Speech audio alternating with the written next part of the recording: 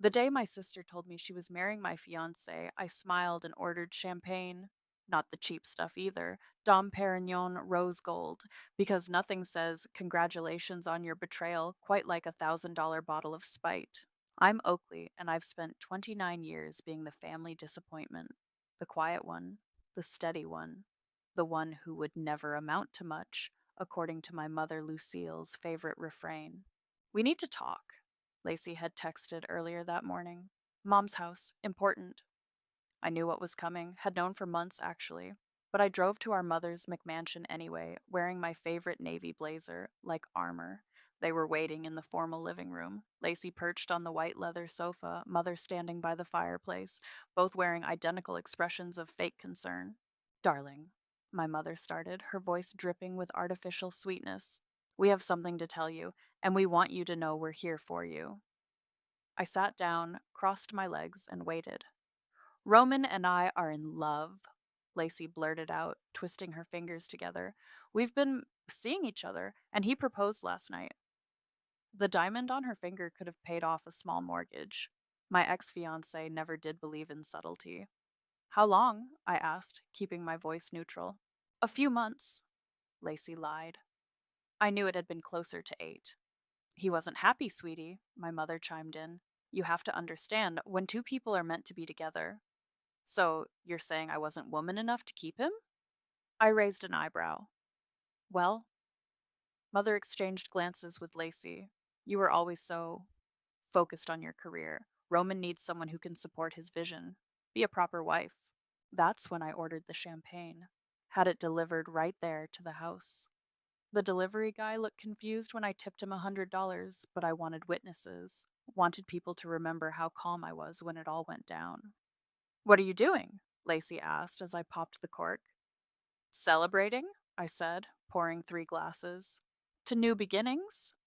Oakley, you're taking this surprisingly well, Mother said suspiciously. I handed them each a glass. Why wouldn't I be? Roman deserves to be happy. You've all made that very clear. We thought you'd be upset, Lacey admitted, sipping the champagne nervously. Life's full of surprises, isn't it? I smiled, thinking of the stack of documents in my safe at home. Speaking of which, when's the wedding? 2 weeks, Lacey beamed, relief flooding her face. We're having it at the plaza. You'll come, won't you? Maybe even be a bridesmaid? I took a long sip of champagne, savoring the moment. Wouldn't miss it for the world. Mother relaxed visibly, probably already planning how to spin this to her country club friends. You know, darling, this really is for the best. Roman needs someone who understands his ambitions, and well, you are always more suited to a quieter life. You're absolutely right, Mother. I stood up, smoothing my blazer. Some of us are meant for the spotlight, others prefer to work behind the scenes. Exactly. Lacey jumped up to hug me. I knew you'd understand. You're the best sister ever. I hugged her back, feeling the expensive fabric of her dress. Congratulations, really. I hope you get everything you deserve. I left them celebrating, drove straight home to my apartment in the city. My hands didn't shake until I was inside my private elevator, not from grief, from anticipation. In my home office, I entered the code to my safe. Inside lay months of preparation, contracts, bank statements, recordings, and a USB drive containing enough evidence to destroy an empire. My phone buzzed, a text from Roman. Can we talk? I never meant to hurt you. I typed back, nothing to talk about. Be happy with Lacey. Another buzz. You're amazing? Oh, I always said you were the best of them. I smiled at my phone, thinking of the documents he'd signed just last week, thinking he was buying out my share of our joint ventures. Poor Roman, always so focused on the big picture that he missed the fine print. Thanks, Roman, I replied. Good luck with everything. I closed my safe and walked to my floor to ceiling windows, looking out over the city. Mother always said I was too quiet, too passive. She never understood that silence could be a weapon, that patience could be a plan. The champagne had been petty, I'll admit, but sometimes a girl needs to celebrate the moment her trap starts to spring. 1 year earlier, I sat in my cousin Naomi's kitchen, watching her pour 2 glasses of wine. It was the night everything changed, the night I stopped being the good daughter. You're sure about what you heard? Naomi asked, sliding a glass toward me. Crystal clear. I pulled out my phone and played the recording. Roman's voice filled the room, followed by my mother's unmistakable tone. The Brooks family legacy needs someone, stronger, Mother was saying. Oakley's sweet, but Lacey has always been more suited to the spotlight, don't you think? I've been thinking the same thing, Roman replied smoothly. Oakley's great with numbers, but she lacks that killer instinct, the drive to really make it big. Exactly. And you need someone who can match your ambitions. Someone like, I stopped the recording. Naomi's face had turned stormy. Those manipulative little. She cut herself off. How long have you been recording them? 3 months. I took a sip of wine. Ever since I caught Roman texting Lacey at midnight. He said it was about a charity event.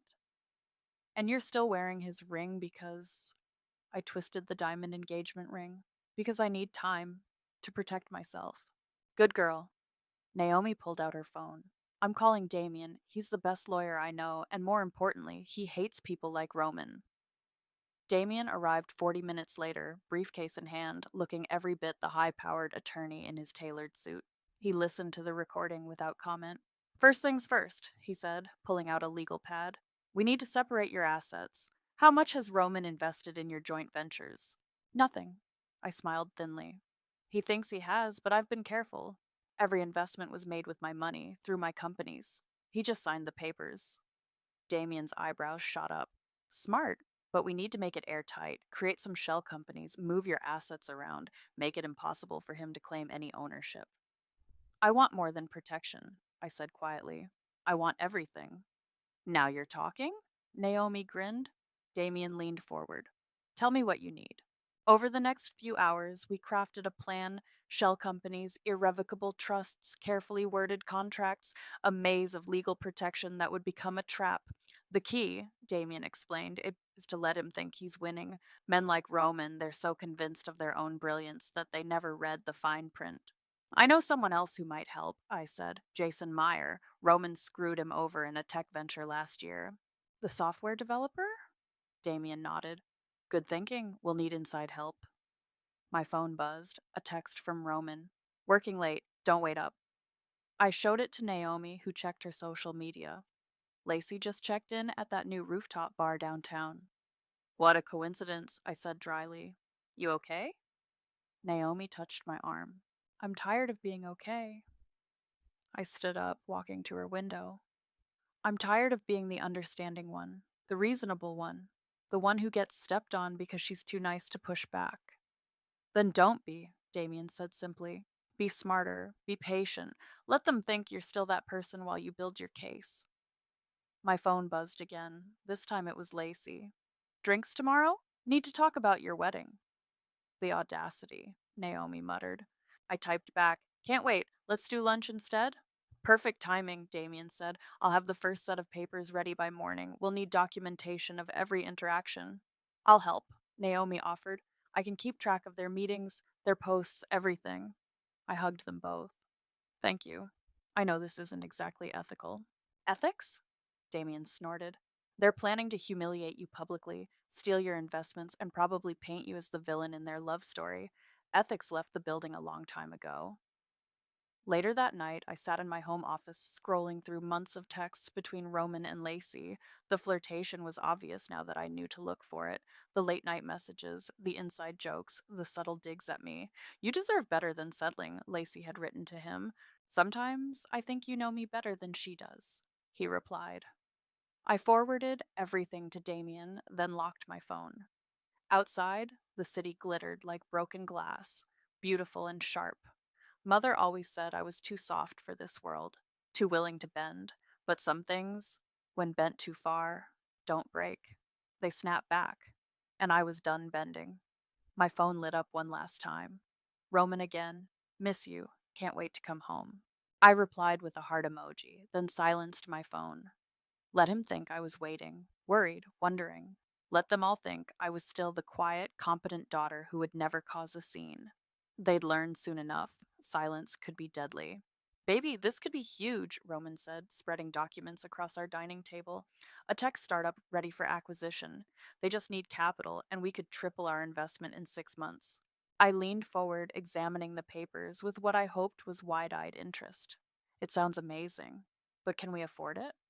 That's the thing. He grinned, reaching for my hand. If we use some of your trust fund money? Of course, I said quickly. Whatever you need. Behind his back, Jason Meyer caught my eye and gave a subtle nod. We'd staged this meeting perfectly, Jason playing the role of Roman's old friend with a hot investment tip. You're sure about this? Roman asked Jason. It's a gold mine waiting to happen, Jason replied smoothly. But we need to move fast. Other investors are circling. The startup was actually one of my shell companies, staffed with temporary employees and backed by carefully crafted financial records. Roman never bothered to verify anything beyond the surface. I'll transfer the money tomorrow, I promised, squeezing Roman's hand. Later that week, I met Jason at a quiet bar downtown. How's our investor doing? Strutting around like he discovered electricity. Jason smirked. He's already bragging to his golf buddies about his brilliant business acumen. Perfect. I slid him an envelope.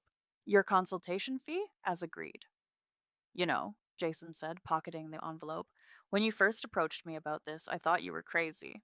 But watching Roman walk into his own trap, it's better than therapy. Speaking of traps, I checked my phone. Lacey just posted another casual photo at his office, third time this week. They're not exactly subtle, are they? They don't think they need to be. I showed him the latest text from my sister. Lunch tomorrow? Need your opinion on some things. Jason whistled low. The nerve of these people? Oh, it gets better. I pulled up my mother's recent message. Darling, we should discuss your prenup. Roman's making such wonderful investments, we need to protect everyone's interests. Your mother's a piece of work. She's about to be a masterpiece. I finished my drink. How's the employee exodus going? Right on schedule. Key people leaving Roman's legitimate companies citing management issues. His reputation's getting shaky in all the right circles. My phone buzzed. Roman again. Big meeting tomorrow. Might need to access more of your investment account. He's getting greedy, Jason observed. Let him. I typed back a quick reply. Whatever you need, honey. I trust you completely. The next day, I met Lacey for lunch at her favorite overpriced cafe. She was wearing a new designer dress, probably bought with Roman's credit card. You seem different lately, she said, studying me over her salad. More relaxed? Do I? I stirred my coffee. I guess I'm just excited about the wedding. Roman's been making such amazing business moves. He's brilliant that way, she agreed quickly. Too quickly. You're so lucky to have him.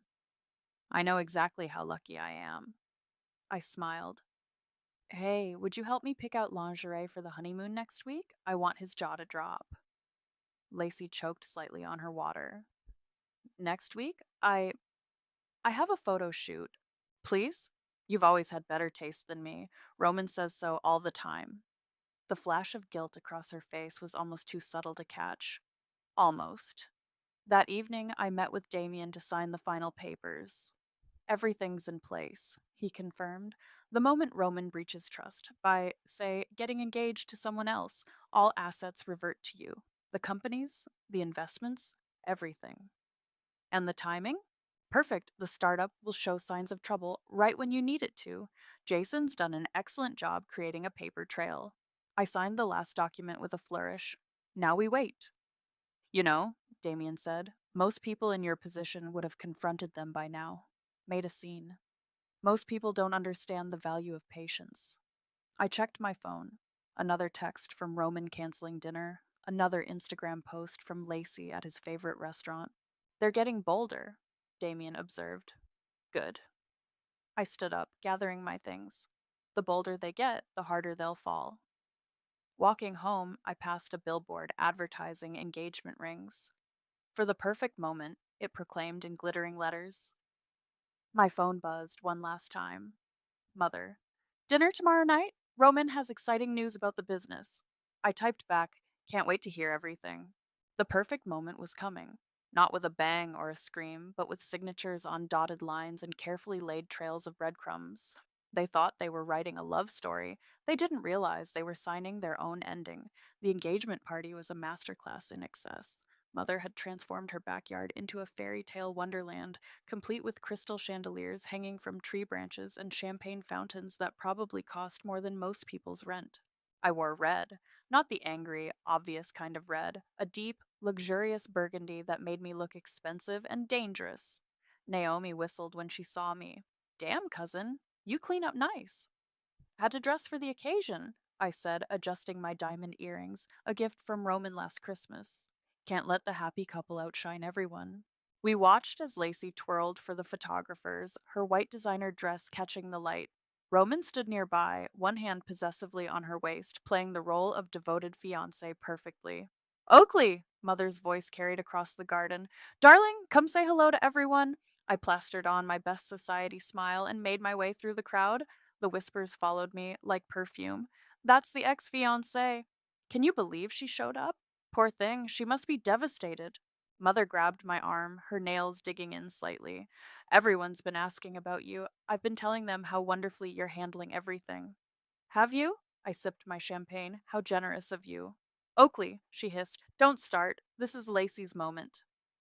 When isn't it? Before she could respond, Roman appeared at my elbow. Can we talk? I followed him to a quiet corner of the garden. He looked uncomfortable in his expensive suit, tugging at his collar. You didn't have to come, he said softly. And miss all this? I gestured at the party. It's like a fairy tale, Roman. The handsome prince, the beautiful princess, the disposable first draft. It wasn't like that.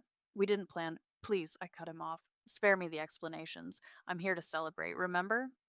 You're taking this too well. He frowned. It's not like you. No? I smiled. Maybe you never knew what I was like. A commotion drew our attention. Lacey was opening presents, squealing over each designer item. Mother beamed proudly beside her. Your mother's thrilled, Roman observed. She always thought we'd make a better match, Lacey and I. Mother's usually wrong about important things. I touched his arm. But she was right about one thing. You deserve exactly what you're getting. He looked uncertain for a moment, but Lacey called him over before he could respond. I watched them pose for more photos, their smiles bright and brittle. You okay? Naomi appeared at my side with fresh drinks. Never better. I nodded toward a group of Roman's business associates. Watch this. I approached them, champagne in hand. George, Maria, how's the tech sector treating you? Oakley. George looked nervous. We were just discussing, um, Roman's new ventures? I smiled innocently. Fascinating stuff. Have you seen the latest projections? Maria shifted uncomfortably. Actually, we've been hearing some concerning rumors. Oh? I widened my eyes. About the startup acquisition? I'm sure it's nothing. Roman always knows what he's doing with other people's money. I left them whispering urgently among themselves. Naomi caught up with me, trying not to laugh. That was evil. That was just the appetizer. Lacey cornered me by the dessert table, her perfect makeup slightly smeared from crying over gifts. I can't believe you came. You're the best sister ever. Wouldn't miss it. I hugged her carefully. Nice ring, by the way, bigger than mine was. Oh, she flushed. Roman said he wanted something special. It's perfect for you. I touched the massive diamond. Just make sure you read the insurance policy carefully. Sometimes things that look solid aren't what they seem. Her smile faltered slightly. Before she could respond, Mother clinked her glass for attention. A toast, she announced, to the perfect couple. Roman, you've always been like a son to me, and now it's finally official. The crowd cheered. I raised my glass with the rest, catching Roman's eye across the garden. He looked away first.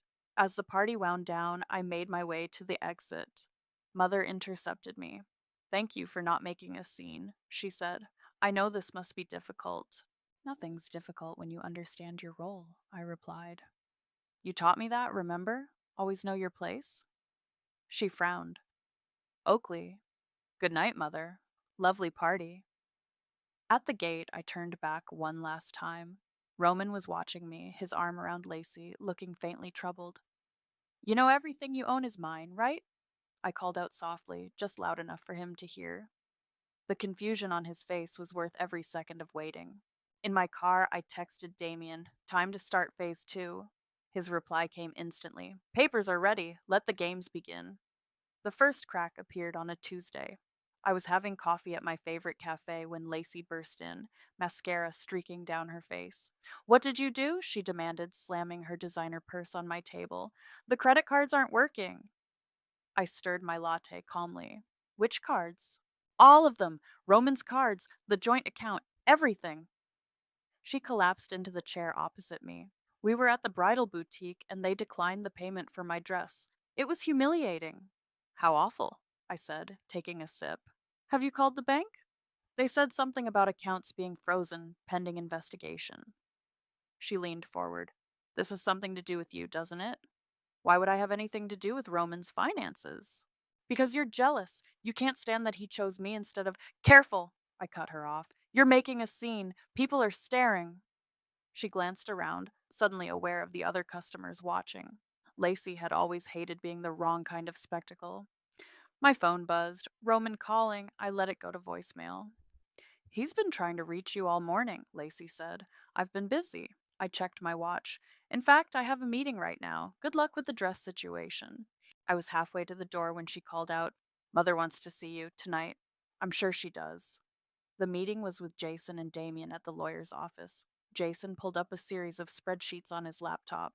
It's happening faster than we expected, he reported. Roman's companies are hemorrhaging clients. The startup stock is tanking. His investors are panicking. What about the employee exodus? I asked. 3 more executives resigned this morning. The press is starting to notice. Damien handed me a stack of papers. These just came in. Roman's trying to access emergency funds, but everything's locked down tight. My phone buzzed again. Mother this time. I answered on speaker. What have you done? She demanded without preamble. Hello to you too, Mother. Don't play games with me. Roman's beside himself. Something about contracts and missing signatures. Sounds serious, I said. Maybe he should have read the fine print. This is childish, Oakley. If you're trying to punish them. Punish them? I laughed. Why would I do that? I'm celebrating their happiness, remember? Fix this, she hissed. Or I'll. You'll what? I cut her off. Tell everyone what a disappointment I am? How I'm not good enough? Save your breath, Mother. You've been saying that my whole life. I hung up. Jason whistled low. That felt good, he said. It did. I turned to Damien. Are we ready for the next phase? He nodded, pulling out another file. The cease and desist orders are prepared, and the forensic accountants have found some interesting irregularities in Roman's old business dealings. Anonymous tip to the financial press? Already done. Jason grinned. Should hit the news cycle tomorrow morning. My phone lit up with texts from Roman. We need to talk. Please answer your phone. This isn't funny anymore. What did you do to my accounts? I showed them to Damien, who smirked. Should I send him the paperwork now? Not yet. Let him sweat a little longer. That evening, I met Naomi for dinner. She had news from her social circle. Lacey's bridesmaids are jumping ship, she reported gleefully. Apparently, she couldn't pay for their dresses, and now they're questioning her judgment in this whole situation. How tragic. Oh, and Roman's country club membership got suspended. Something about bounced checks. My phone buzzed again. Lacey had posted on Instagram, sometimes life tests your strength, but true love conquers all. Blessed drag wedding planning. The comments were brutal. Didn't you steal your sister's fiancé? Heard Romans broke Lowell. Karma's real. Should we feel bad? Naomi asked, reading over my shoulder. Do they feel bad? Point taken. Just then, Roman himself stormed into the restaurant. He looked disheveled, his usual polished appearance cracking at the edges. We need to talk, he demanded. Now? I dabbed my lips with the napkin. I'm having dinner. The startup's tanking. My investors are pulling out. What did you do? Sounds like bad luck, I said. Markets can be so unpredictable. This isn't a game, Oakley. No, I agreed, standing up. It's not. Games are fun. This is business. I gathered my purse. Oh, and Roman, check your email. Damien's sending you some interesting documents. I left him standing there, his world crumbling, piece by carefully orchestrated piece. Outside, the evening news ticker on a building displayed the headline Tech Entrepreneur Under Investigation, Fraud Allegations Surface. Perfect timing. The Plaza Hotel canceled Lacey's dream wedding on a rainy Thursday morning. I watched it unfold through a series of increasingly hysterical social media posts. This can't be happening. Lacey, 9:15 a.m. Someone please tell me this is a mistake. Lacey, 9:45 a.m. Who would do this to us? Lacey, 10:30 m. Mother showed up at my office unannounced around noon. She'd aged 10 years in the past week, her perfect blonde highlights now showing dark roots. Enough, she said, closing my office door. Name your price. I looked up from my computer. For what? To stop this vendetta. Whatever you want. Money, property, public apology. Just tell me. Sit down, Mother. I gestured to the chair across from my desk. Let's talk about karma. Karma? She scoffed. This isn't karma. This is calculated destruction. Like the kind you've been inflicting on me my entire life? I pulled out my phone, played a recording. Oakley's always been the weak one. Mother's voice filled the room. Thank God Lacey has the spine to take what she wants. Her face went pale. Where did you get that? I have years of recordings, Mother. Every backhanded compliment, every manipulation, every time you pitted us against each other. You wouldn't dare. I already have. I turned my monitor to show her the blog post going viral. Anonymous source reveals toxic family dynamics behind tech scandal. Want to read the comments? Her hands shook as she reached for her phone. This will destroy us. No, I corrected. This will expose you. There's a difference. Your sister's wedding is canceled, just like mine was supposed to be. I stood up. But don't worry, I'm sure Roman will do the right thing. He's good at that, isn't he? As if on cue, my phone buzzed with breaking news. Ortiz Tech CEO steps down amid fraud investigation. Mother's phone rang. Lacey, probably. She answered on speaker. Mom! Lacey was sobbing. Roman's gone. He's not answering his phone, and his office is empty. And breathe, darling, Mother said. Where are you? At his apartment. Everything's gone. There's just a note saying he's sorry and he'll fix this somehow, and she hiccuped. The ring is gone too. I couldn't help but laugh. Mother shot me a venomous look. Stay there, she told Lacey. I'm coming. She turned to me. Are you happy now? Almost. I pressed a button on my desk phone. Send them in, please. Damien walked in with two police officers. Mrs. Brooks, one officer said, we have some questions about your involvement in certain financial transactions. Mother's face went from pale to gray. What transactions? The ones where you helped Roman move money through offshore accounts, Damien supplied helpfully. Very illegal, by the way. I never, she started. We have the paperwork, Damien cut in. All signed by you. Remember those documents you didn't bother reading last month? The ones about Lacey's trust fund? Mother sank into the chair. You set us up. No, I corrected. I just gave you enough rope to hang yourselves. The officers stepped forward. Ma'am, we'll need you to come with us. As they led her out, my phone lit up with messages from Naomi. Holy shit, Roman just tried to board a private jet. Police got him at the airport. Lacey's having a meltdown on Instagram Live. I texted back. Watch the news in an hour. Right on schedule, the story broke across all major networks. Tech empire collapse, CEO arrested, family implicated in fraud scheme. Jason appeared in my doorway, grinning. Want to see something beautiful? He held up his tablet. The startup company's stock had flatlined. Roman's legitimate companies were declaring bankruptcy. And there, in my investment accounts, every dollar I'd ever put in was safely returned, with interest. You know what the best part is? Jason said. They're all blaming each other. Roman's telling police it was your mother's idea. Your mother's claiming Lacey masterminded it. And Lacey, well, she's telling anyone who'll listen that she's the real victim. Perfect. I checked my watch. Time for phase 3? Already in motion. The tabloids are fighting over who gets the exclusive tell all. I picked up my coat. Then my work here is done. Where are you going? To have a drink with my cousin. We're celebrating. Outside, reporters were gathering at the building entrance. I slipped out the back, texting Naomi to meet me at our usual spot. The rain had stopped, leaving the city streets gleaming like new money. Somewhere across town, my sister was learning what it felt like to lose everything. My mother was explaining herself to federal agents. And Roman, well, Roman was finally facing the consequences of his actions. They'd wanted a fairy tale. Instead, they got a lesson in karma. And I got my revenge served exactly the way I liked it, cold, calculated, and completely justified. He did what? I stared at Damien across his desk, holding the forged document Roman's lawyers had just submitted to the court. Tried to frame you for embezzlement, Damien confirmed, looking more amused than concerned. Claims you were the mastermind behind everything, using his companies as fronts for money laundering. Bold strategy for a man in custody. Desperate men make desperate choices. He pulled out another folder. Fortunately, we planned for this. The door opened and Jason walked in with a USB drive. Got the security footage you asked for. Every meeting Roman had with your mother, time-stamped and backed up. And the bank records? All here. He plugged in the drive. Every transaction, every signature, every sketchy deal he made while thinking he was untouchable. My phone buzzed. A text from Naomi. Heads up. Layla Sherman from the Daily Post is sniffing around. Says Roman gave her a juicy story about you.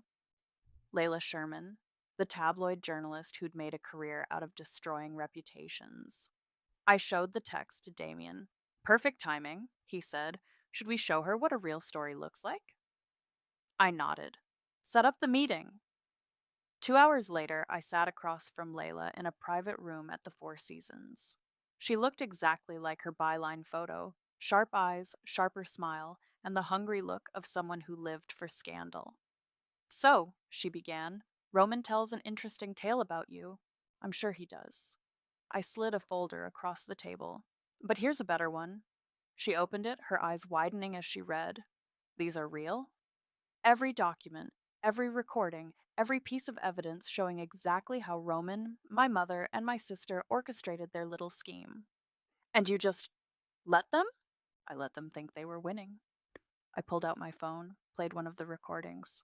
Roman's voice filled the room, bragging about how he'd use my money to build his empire, then dump me for Lacey.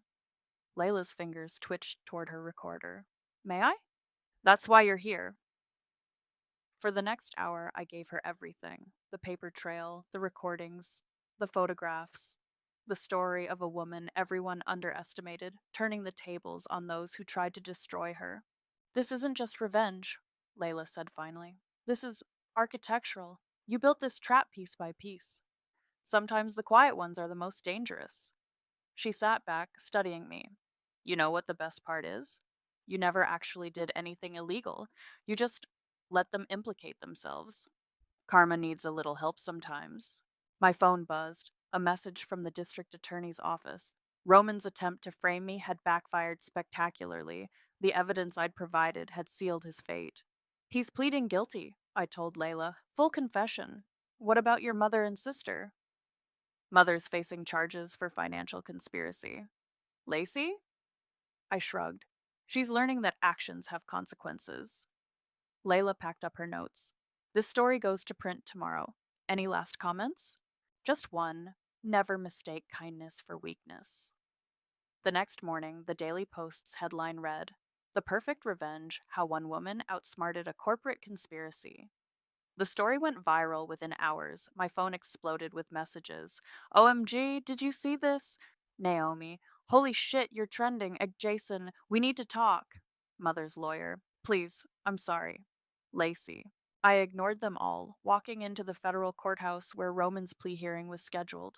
He looked small in his orange jumpsuit, nothing like the confident CEO who'd thought he could take everything from me. Ms. Brooks, his lawyer approached nervously. My client would like to speak with you. No need. I sat in the back row. I'm just here to watch. Roman turned, saw me sitting there. His face went through a range of emotions: anger, fear, finally settling on defeat. The judge entered.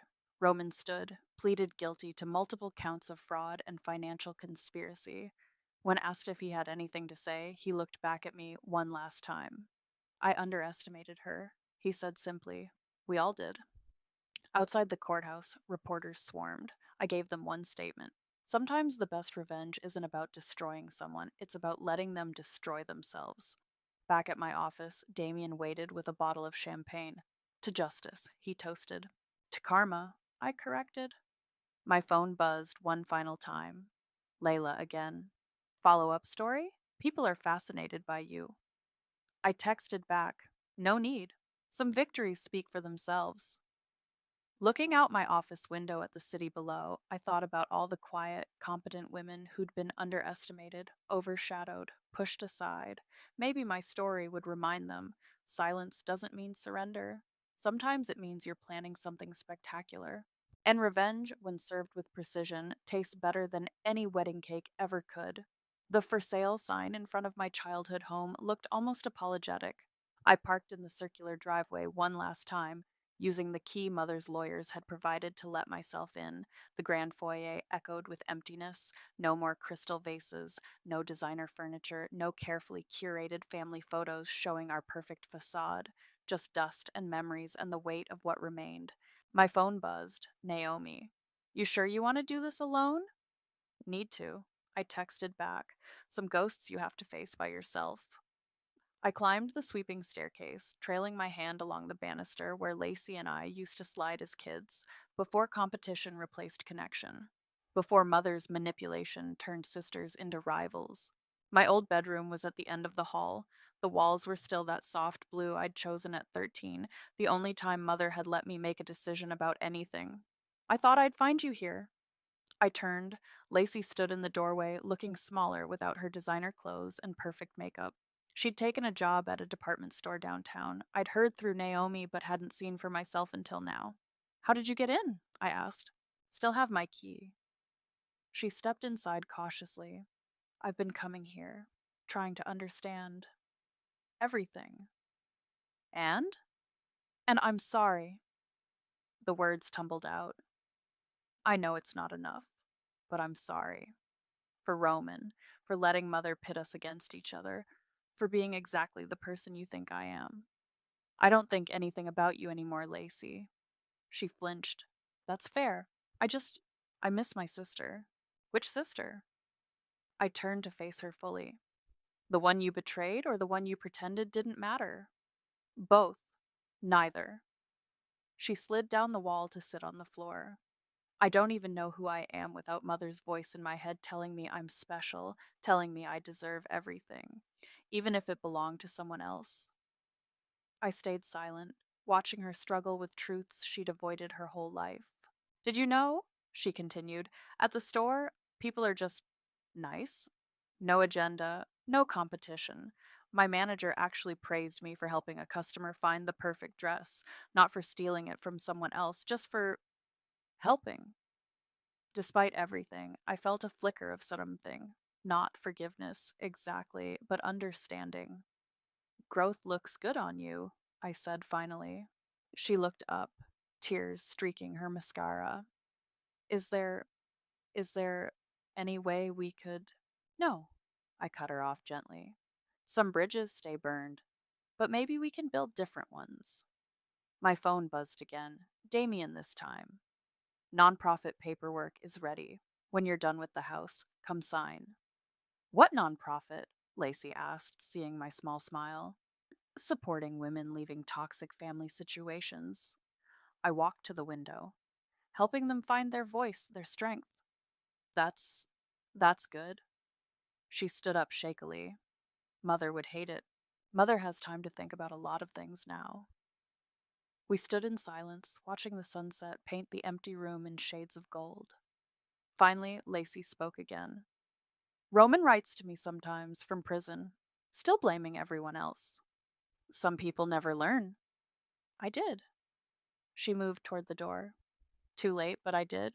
After she left, I pulled out the envelope I'd brought. Inside was a letter I'd written to my younger self, the one who thought being quiet meant being weak. I tucked it into a loose panel in the wall, a time capsule for whoever owned this room next. Downstairs, I took one last look around. The house that had once seemed like a fortress now looked like what it was, just walls and windows, no match for the strength of a woman who'd finally found her power. My phone lit up with a text from Jason. Damien told me about the nonprofit. Need a tech consultant? Always, I replied. Someone needs to teach these women how to protect their assets. Outside, the for sale sign caught the last rays of sunlight. I touched it gently, remembering Mother's words. This house is our legacy. She was wrong. Legacy isn't about buildings or bank accounts or keeping up appearances. It's about the stories we leave behind, the strength we share, the chains we break. I got in my car, took one last look at the house that had shaped so much of my life. Then I drove away, leaving the ghosts of who we'd been to fade with the setting sun. My phone buzzed one final time, a message from an unknown number. Thank you for sharing your story. I left my toxic family today. You showed me how. Sometimes revenge isn't just about settling scores, sometimes it's about showing others they can write their own endings. And mine? It was just beginning.